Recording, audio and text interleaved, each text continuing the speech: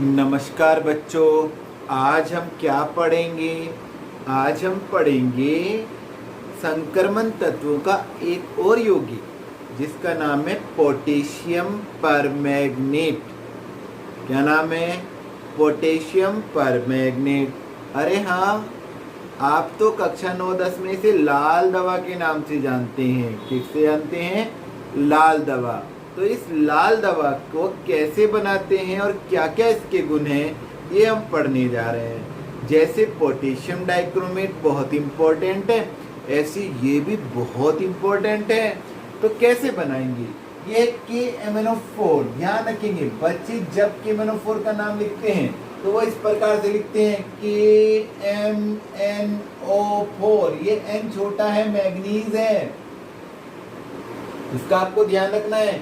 KMnO4 potassium permanganate लाल दवा कहते हैं। कैसे बनाएंगे? इसे बनाते हैं मुख्य रूप से पायरोलुसाइड MnO2 एक अयस्क है, उससे बनाते हैं। तो पायरोलुसाइड से पहले बनाते हैं पोटेशियम मैग्नेट K2MnO4।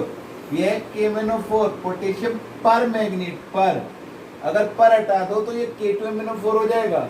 तो पहले पायरोलुसाइड अयस्क से बनाते हैं हम K2MnO4 माने potassium magnet. 2 MnO2 plus 4 KOH plus O2, 2 K2MnO4 plus 2 H2O। ये बना पोटेशियम मैग्नेट।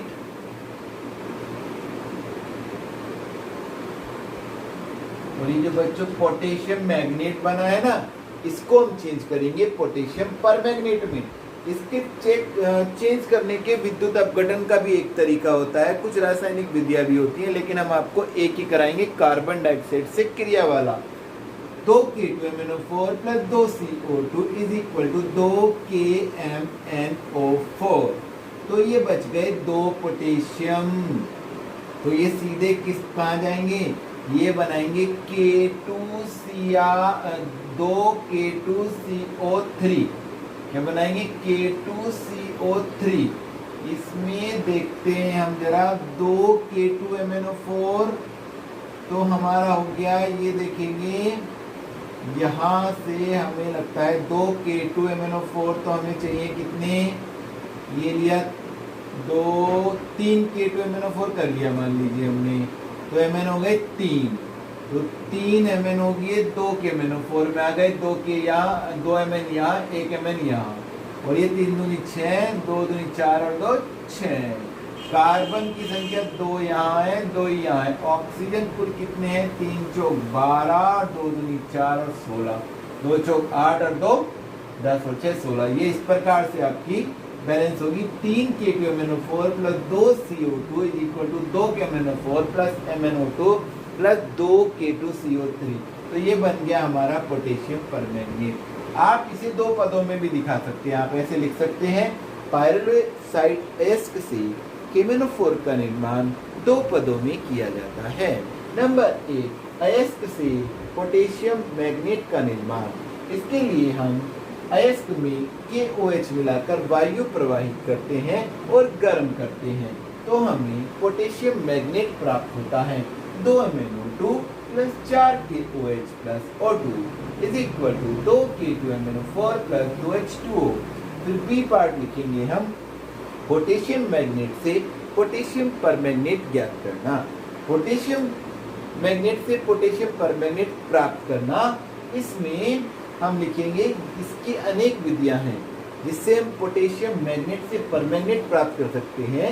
इसकी विद्युत अपघटन विधि भी है और रासायनिक विधि भी है, लेकिन हम यहाँ कार्बन डाइऑक्साइड से क्रिया करके रासायनिक विधि से इसे बनाते हैं। 3 K2MnO4 plus 2 CO2 is equal to 2 KMnO4 plus MnO2 plus 2 K2CO3। प्रयोगशाला विधि। प्रयोगशाला में इसे मैग्नस लवण को पर ऑक्सीडाइसल्फेट के ऑक्सीकरण से KMnO4 प्राप्त किया जाता है। अब मैग्नस लवण कोई भी हो सकता है, MnSO4 हो सकता है, MnO2 हो सकता है, कोई भी MnCl2 हो सकता है, कोई भी आपका मैग्नस लवण। 2 Mn 2 पॉजिटिव, 5 H2S2O8, यह पर ऑक्सो डाइसल्फेट, ये सोडियम का पर ऑक्सो डाइसल्फेट हो सकता है, पोटेशियम का हो सकता है, मैग्नीशियम का हो सकता है, किसी भी धातु का पर ऑक्सीडाइज सल्फेट ये ऑक्सीकरण करेगा Mn प्लस प्लस का Mn plus plus plus plus plus plus 7 में माने यहाँ पर मैग्नेट में तो plus 8 H2O is equal to 2 MnO4 एक negative charge plus 10 sulphate ion plus 16 H धन आयन। तो इस प्रकार से हमें ये प्रयोगशाला में क्या प्राप्त हो जाता है, हमें पोटेशियम परमैंगनेट बन जाता है। भौतिक गुणों की बात करेंगे तो ये है चमकीला बैंगनी रंग के क्रिस्टलीय पदार्थ है, चमकीला बैंगनी रंग का क्रिस्टलीय पदार्थ है नंबर 1। नंबर 2 ये है जल में, ठंडे जल में अल्प विलेय और गर्म जल में अत्यधिक विलेय है। वैसे ठंडे जल में भी घुल जाता है लेकिन आप देखेंगे ठंडे जल में अल्प विलेय है ना, और गर्म जल में अत्यधिक विलेय है। तीसरा इसका जो गलनांक होता है वो 513 केल्विन होता है, 513 केल्विन। ये किसका गलनांक है, ये KMnO4 का गलनांक है। अब हम बात करेंगे इसके रासायनिक गुणों की। पहले हम इसके सामान्य रासायनिक गुण समझेंगे, फिर सुनेंगे ऑक्सीकारक गुण, और ऑक्सीकारक गुण में मैं आपको ट्रिक बताऊंगा, फिर आप बाकी स्वयं करेंगे जैसे पोटेशियम डाइक्रोमेट में बताई थी। रासायनिक गुण, ताप का प्रभाव 513 केल्विन ताप पर अपघटित हो जाता है। 2 KMnO4 को गर्म करेंगे तो K2MnO4 potassium magnet plus MnO2 plus O2 बनता है। 2 KMnO4 गर्म करने पर K2MnO4 पोटेशियम मैग्नेट MnO2 और O2 में अपघटित हो जाता है। K2MnO4 MnO2 plus O2 hydrogen से क्रिया Magnus oxide MnO Magnus oxide बनता है। 2 KMnO4 plus 5H2 2 KOH plus 2 MnO plus 4 पानी शांत H2SO4 से 2 तरह से क्रिया करता है। पहले Mn2O7 माने मैग्नस हेप्टाऑक्साइड बनाता है जो अपघटित होकर MnO2 ये मैग्नस डाइऑक्साइड देता है या मैग्नीज डाइऑक्साइड बनाता है। 2 KMnO4 प्लस H2SO4 ठंडा विलयन तो Mn2O7 plus K2SO4 plus H2O, फिर ये Mn2O7 अपघटित होकर बनाएगा, यहाँ लेंगे 2 Mn2O7 तो ये 4 MnO2 प्लस 3 O2 हल्का गर्म कर दिया जाए तो ये ऑक्सीजन देता है। 4 KMnO4 प्लस 6 H2SO4 यहाँ करेंगे गर्म, 2 K2SO4 plus 4 MnSO4 plus 6 H2O plus 5 O2। और अब बात करेंगे ऑक्सीकारक गुण की। ऑक्सीकारक गुण में हम आपको बताएं कि यह 3 माध्यम में ऑक्सीकारक की तरह कार्य करता है। वेरी इंपॉर्टेंट है इसके ऑक्सीकारक गुण, मोस्ट इंपॉर्टेंट भी कह सकते हैं। 3 माध्यम में कार्य करेगा ये, क्षारीय माध्यम में, उदासीन माध्यम में और अम्लीय माध्यम में। अम्लीय माध्यम का ऑक्सीकरण बहुत ज्यादा इंपॉर्टेंट है। तो उदासीन माध्यम में यह निम्न समीकरण के अनुसार नवजात ऑक्सीजन देता है। 2 KMnO4 plus 6 H2O is equal to 2 KOH plus 2 MnO2 plus 3 नवजात ऑक्सीजन। तो ये नवजात ऑक्सीजन ऑक्सीकरण करेंगे, जैसे H2S का सल्फर में ऑक्सीकरण कर देंगे। अगर क्षारीय माध्यम में हम H2S का सल्फर में ऑक्सीकरण करें तो H2S का सल्फर में ऑक्सीकरण कैसे होता है भाई, लीजिए बता देते हैं आपको। H2S का सल्फर में ऑक्सीकरण करना होगा तो H2S प्लस नवजात ऑक्सीजन और H2O प्लस S। इस वाली क्रिया को इसके ऊपर लिखिए, 3 से गुना करिए और जोड़ दीजिएगा, आपको स्वयं करना है। दूसरा है मैग्नस सल्फेट का MnO2 में ऑक्सीकरण।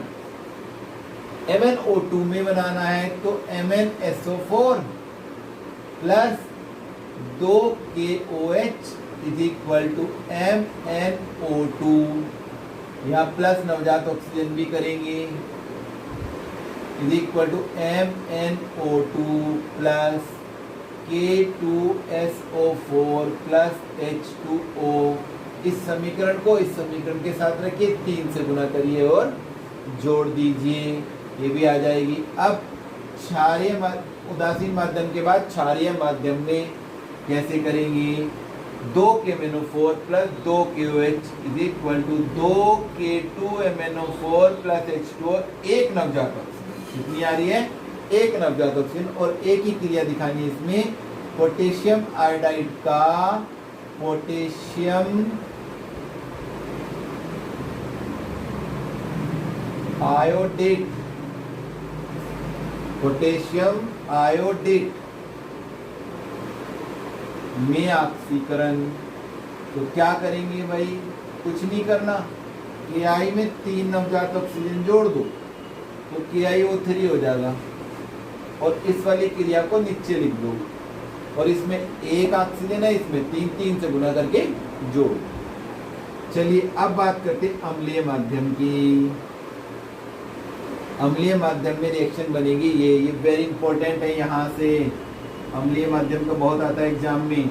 2K-MnO4 प्लस 3H2SO4, मैंने बताया था 2K है तो K2SO4, 2Mn है तो 2MnSO4, 3H2 तो 3H2O, बच गए क्या? 2 चौक 8 ऑक्सीजन थे, 3 इसमें चले गए, 5 बचे।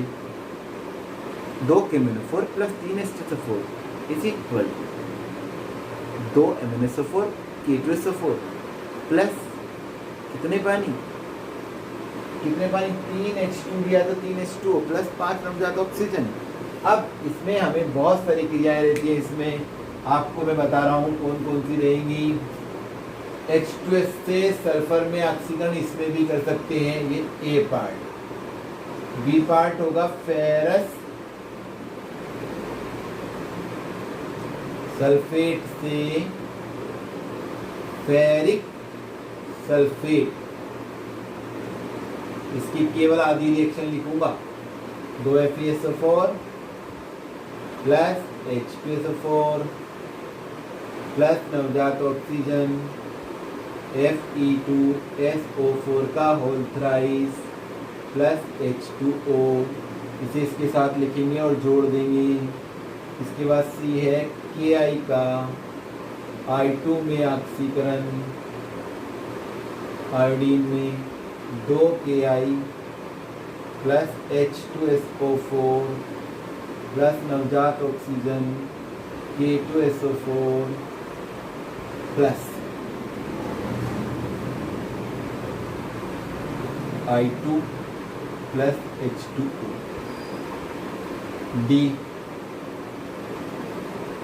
डी देंगे हम Na2SO3, सोडियम सल्फाइड का सोडियम सल्फेट में ऑक्सीकरण। तो कैसे होगा? Na2SO3 प्लस नवजात ऑक्सीजन Na2SO4 बन जाएगा, सोडियम सल्फेट। फिर है sodium arsenite Na3ASO3, sodium arsenite का सोडियम आर्सेनेट में ऑक्सीकरण O4 हो जाएगा, Na3ASO3 प्लस नवजात ऑक्सीजन Na3ASO4 बना लेंगे, इसे भी हम जोड़कर। फिर SO2 का H2SO4 में ऑक्सीकरण,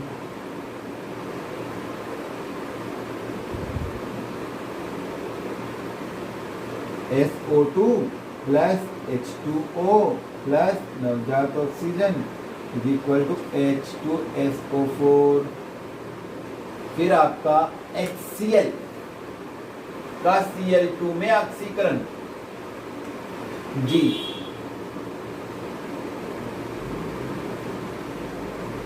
तो 2HCl प्लस नवजात ऑक्सीजन Cl2 प्लस H2O। तो लास्ट रिएक्शन रहेगी इसकी ऑक्जेलिक अम्ल का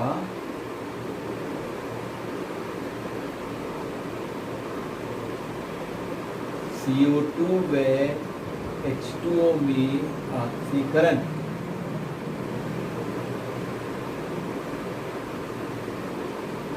ये होता है H2C2O4 प्लस नवजात oxygen 2CO2 plus H2। Most important क्रिया है ये, सबसे ज़्यादा बात पूछी गई। और फिर आते हैं उपयोग। पहला उपयोग आक्सी कारक के रूप में, दूसरा उपयोग लाल दवा के रूप में, तीसरा उपयोग कीटाणुनाशक के रूप में, चौथा उपयोग प्रयोगशाला में अभिकर्मक के रूप में, पांचवा उपयोग आयतनी विश्लेषण में, जिसे हम अनुमापन भी कहते हैं। इस प्रकार से KMNO4 समाप्त होता है। घर पर रहिए, सुरक्षित रहिए, हमारे चैनल को सब्सक्राइब करिए और कराइए। ठीक है, थैंक यू।